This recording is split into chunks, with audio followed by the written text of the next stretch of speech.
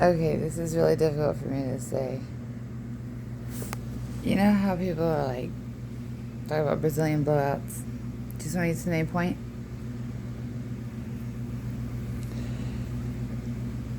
Kobe Bryant's helicopter went down, and his daughter was a reason because she brought something on the helicopter, a hair straightener that had heavy metals in it, and it brought the helicopter to weigh a certain side down. Okay.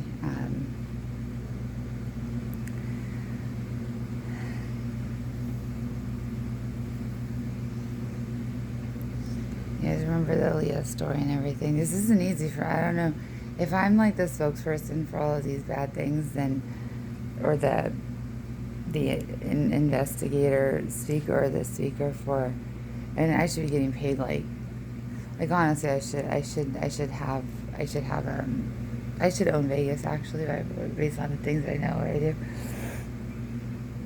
Um, so you think of hot plates, right? What some people don't realize about Brazilian blowouts is that okay, so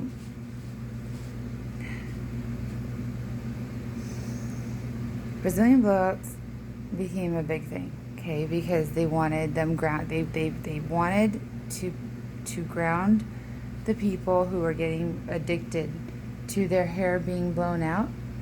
Right after they wash it, they get it blown out to be straight.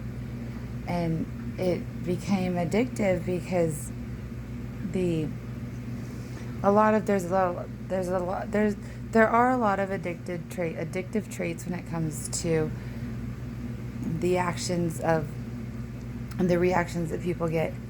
So let's pretend that a girl goes and gets her hair blown out, right? And she's a Brazilian blown out, right? And her hair is silky smooth. And she notices, hey, I don't have as many headaches anymore. That becomes addictive. To not have pain can be an addictive quality. She can say, hey, if I get the Brazilian blowout, even white girls, white people, white men, when people get things done to their hair and they say, oh my gosh, I don't get abused as much when my hair looks a certain way, when my hair smells a certain way, other people aren't treating me as bad, or they're treating me better, or they're going away from me and I'm not getting as hurt when I put this type of chemical in my hair. So when it comes to racism, I told my dad I told him actually last week, I said, so all racism is it comes down to irritability. It comes down to chemicals used on the body and irritability of allergies. It comes down to allergies.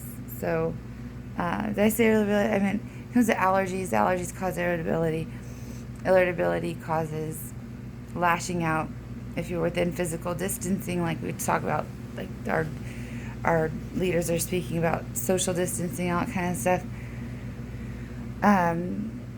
So they could go on to social media distancing and how to separate themselves from the internet. The internet is addictive as well because it connects to things, electricity, things that plug in.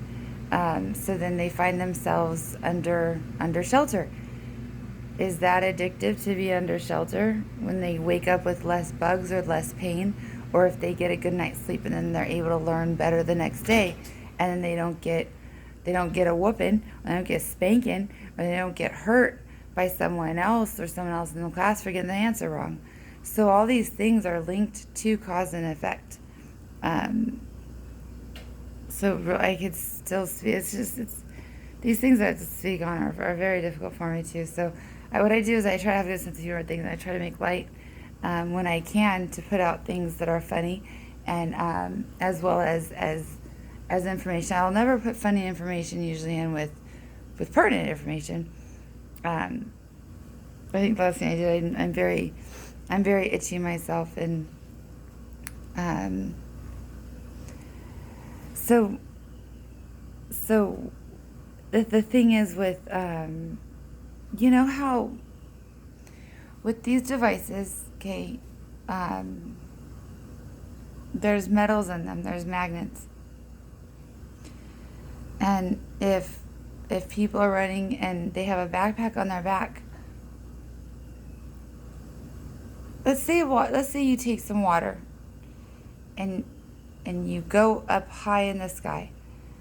These are all for science courses. I don't know how I have to do this, but and let's say that you put your backpack on one side of a helicopter, and the helicopter is going like this. The top of the helicopter is going to collapse if the weights and balances aren't checked. If they just ran in an emergency or without getting approval through the FDA, the I don't even know FDA, what is it, Flight Distribution Association, I don't even know. So, or Food Drug Administration, then the FDA has to be in on this too, though, because I could have an apple and then I can core the apple out and pack in a bunch of lead bullets. Does that apple, is it going to weigh the same as a regular apple? Okay, so all these things have to be looked at. That's why TSA was so valued and important, and they went through such training and all that kind of stuff, along with just basic knowledge. Like, the first thing is you work at TSA, common sense. You just, and so what happens with private jetliners and all that kind of stuff, you guys can have a good pilot, you know, or you guys can have a pilot that's experienced, but yet you guys won't. If you guys don't have a mechanic that can check the plane, and a team that can do checks and balances, and a trustworthy staff, a trustworthy trustworthy people to be making sure that they know what items they can and cannot take. Aaliyah is a good example. I don't know if it's too soon, or I don't mean to speak bad about anybody, but she had a Brazilian blowout, right? So they took her hair and they would take it from the roots, and they would pull on it, and it would grow, and it would get all silky and long, and then she got more confidence, right? So confidence is that addictive, right? When you get rewarded for having confidence, for singing better, for performing better, for dancing better, for being a leader, all these things matter. And so I think we all heard that the beautician, you know, the hairstylist had extra weight, you know, on. Now, I don't think anyone got mad at the hairstylist when it was needed for their confidence to show through in the videos in which they made, even as well as for the video cameraing systems. You can't just take a bunch of video cameraing systems and go film a video. Like, it's and that's why these small cameras got distributed as well. And so unfortunately,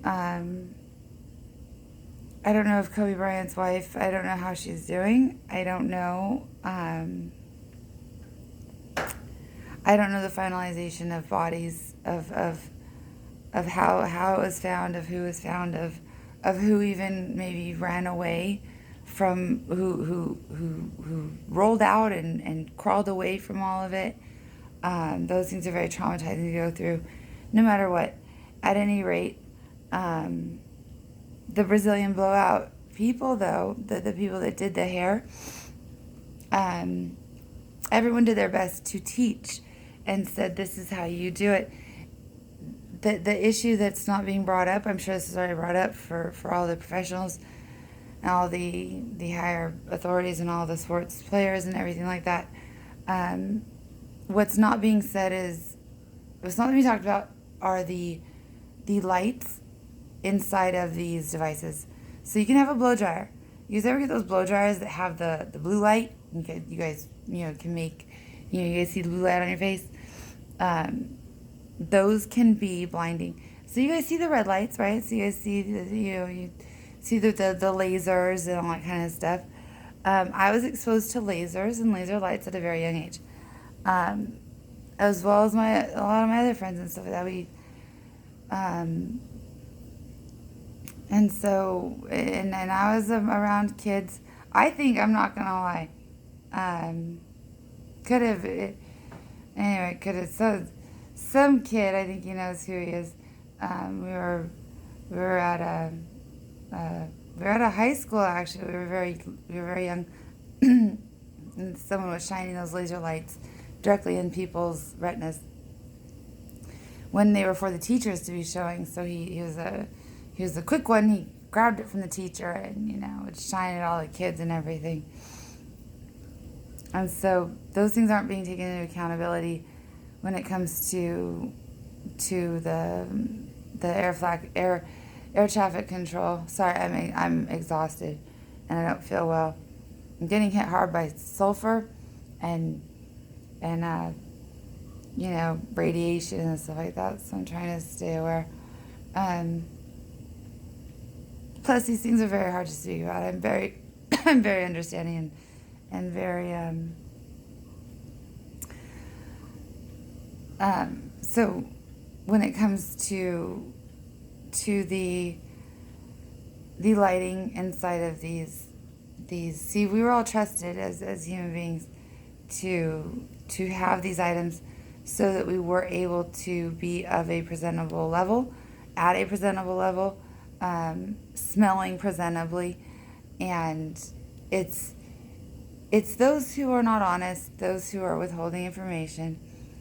A lot of these things are pertinent, that are going to decrease the diseases and viruses going around, which is concerning to me because everyone should be monitored by now. So I don't know why we're not on at a smaller scale of monitoring levels when everything should be monitored. Every human being, if there are too many human beings to be getting monitored, then there will be mass deletions of everything. The average of the human mind can only averagely keep track of about 40 to 47 human beings, is the average. So if we come down to 47 human beings, what's going to happen is they're going to say, well, we'll take the top of each group. So what's going to happen is it's going to be divided out. I'm just saying, this is just thought. This is, and then everyone will be tested. Everyone will have to go through all of these things, and then they will have to reapply these things that they know in different ways that have never been seen before. Because obviously what we have been doing hasn't worked. If people are still uncomfortable, let alone dying in pain and bugs and viruses, and if there are irritants still around, if there are viruses in vials that aren't being, if things aren't accounted for, and we're finding different things that have never been seen before. I hate to say this, I'm not the only one. I saw the guy outside, the bug guy. And every day I take account. This is a little side note to self for everyone to know about me. Before I go to sleep, not only saying prayers and all that good stuff like we're taught, I go through inventory and I say, how many human beings did I physically see today? What was different about them? And what did they do? Even cars, and how many cars moved on the street? How many engines did I hear? How many trains did I hear? How many, the basics, how many times did I use the restroom? How many times did I wash my hands? Did I take a shower? What did I eat? What did I drink? I'm actually really thirsty right now. Who did I speak to? Did I sing a song? Take inventory on self-inventory, as well as even outside. And also, how many doors did I open? This isn't OCD by any means. This is actually just basic inventory, so I don't have to write things down in a journal. And just to make sure that I'm not losing the checks and balances of what I'm working on here with testing myself. Even with the earthquakes, this is NASA's mentality, is to keep record and then do side by side timelines and all that kind of stuff and just basic self inventory and self checks. I unfortunately though I saw a lot of bugs, and I saw a bug that I never saw before. And the pest guy outside kind of had the same look I did, which isn't a good thing. And so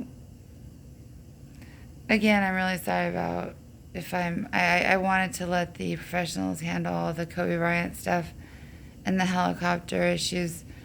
Good news is that some people might, go down in something and they're gone or they're dead and they're lost, and you might see them again. So keep in good with everyone.